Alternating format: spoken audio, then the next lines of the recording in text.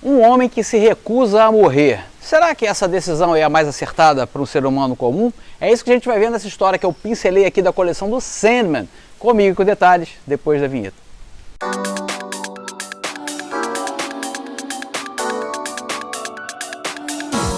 Tudo bom, galera? Aqui é o Gico, você está no canal Gico HQ, o canal mais nostálgico no assunto são os quadrinhos aqui do YouTube. Pela primeira vez a gente vai falar de Sandman aqui, pô, depois de tanto tempo, mais de 1000 vídeos gravados, você nunca falou de Sandman? Tá doido? Por que não?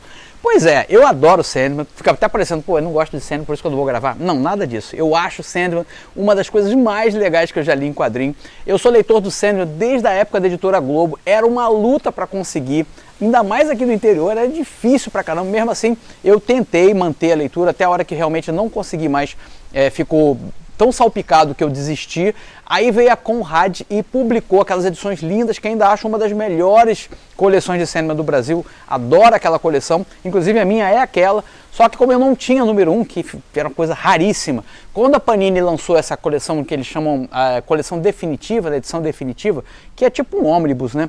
Aí eu comprei novamente alguma repetida, né? Eu vendi algumas que eu tinha para não ficar repetida e fiquei com a coleção, pelo menos a primeira edição do Sandman assim, nesse formato. Então eu tenho Sandman de diversos formatos. Eu tenho formatinho não, eu tenho fascículo, tenho compilados da Editora Globo, tenho da Conrad e tenho da Panini. Não tem problema não, é uma bagunçada danada, mas eu curto mesmo assim. E aí resolvi, como hoje é Pérolas Escondidas, onde eu pincelo uma história que seja interessante, marcante para mim de alguma maneira, resolvi então dar essa, vamos dizer, pegar o Sandman para a gente poder comentar aqui, porque até pode ser que muitas das pessoas que estejam aqui assistindo não tenham lido Sandman, tenham tido contato de outra maneira.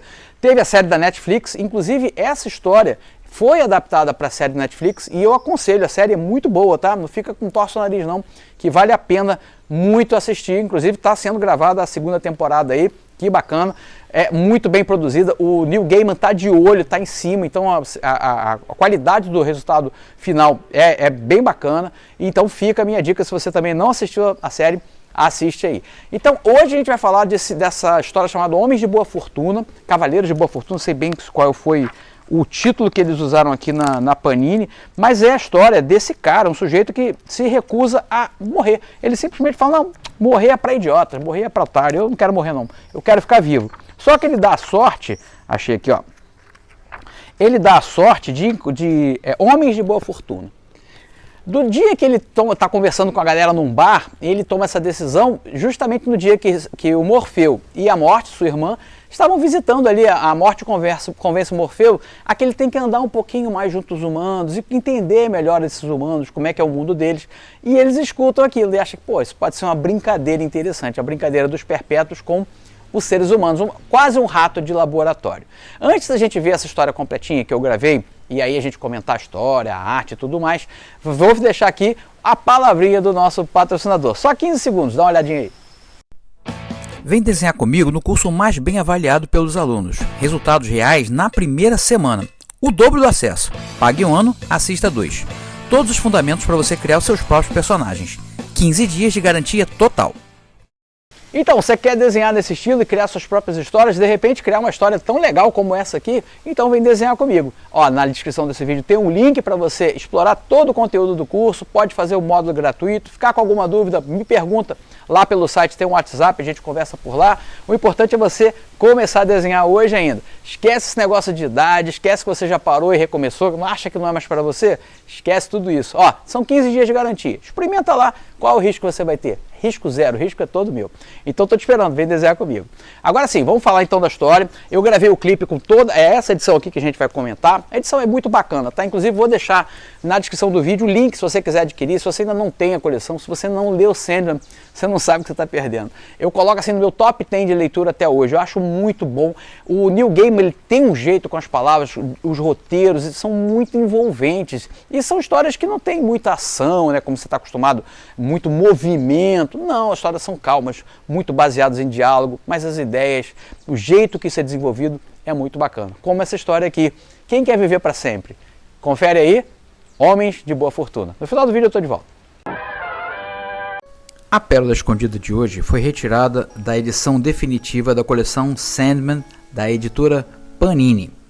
Ela foi publicada originalmente em The Sandman número 13 de março de 1990 pela DC Comics. A capa original de Dave McKean, sempre trazendo colagens, montagens, pintura, uma técnica mista muito interessante com resultados sempre impressionantes. O nome da história, Homens de Boa Fortuna, roteiro de Neil Gaiman, arte de Michael Zulli. A história começa num bar. Sandman e sua irmã Morte estão visitando o mundo dos mortais. Assim que chegam, notam que um homem está falando que morrer é para idiotas. Morrer não é para ele, ele prefere viver a vida inteira. Isso chama a atenção de Morpheus. Afinal de contas, ele está sempre entediado. Morpheus é um cara, digamos, meio babaca. Ele não quer se envolver com a ralé humana. Mas quando ele escuta aquela história ali, ele acha que aquilo pode ser uma boa brincadeira. Ele encara o cara como se fosse tipo um ratinho de laboratório. E aí, a morte entra na pilha. Ele acaba fazendo com que o homem viva realmente para sempre. Assim, pelo menos, enquanto ele desejar permanecer vivo. A morte certifica-se de que isso vai acontecer.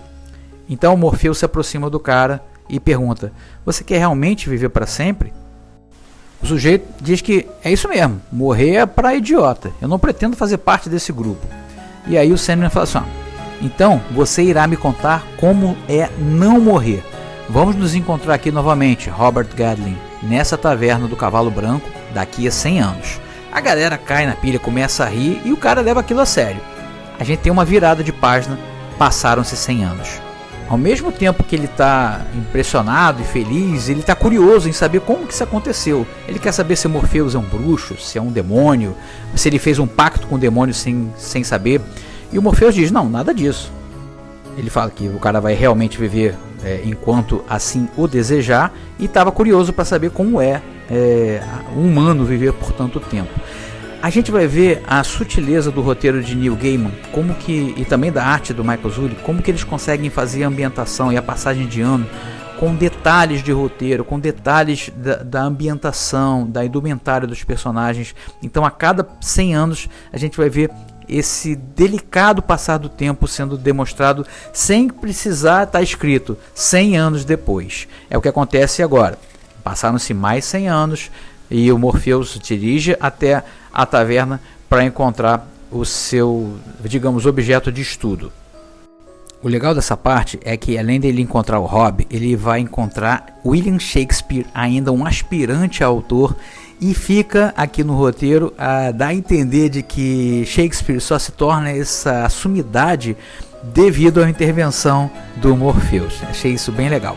E o cara aqui continua, o Rob, feliz da vida, porque continua vivo. Ele fala que vai ter seu primeiro filho, que está casado, está apaixonado, e o Morpheus só observando aquela situação toda. É nesse ponto da conversa que o Morpheus presta atenção no Shakespeare, que parece um pouco desanimado, e pede licença ao Rob, se aproxima do Shakespeare, ainda com seu nome original, né? Will Shepherd, algo assim. E ele diz: não, se você quer contar as histórias, eu vou destravar sua imaginação e você vai ser capaz de contar belas histórias. E aí a história continua e o sujeito dizendo: daqui em diante é só pra cima, vai dar tudo certo. E aí eles marcam novamente o encontro daqui a mais 100 anos. Só que aí tem uma pequena reviravolta na história. Passam-se mais 100 anos, o que o sujeito estava ali de vento em popa e só ganhando dinheiro e feliz, ele entra como um maltrapilho e ele vai contar que as coisas começaram a dar errado.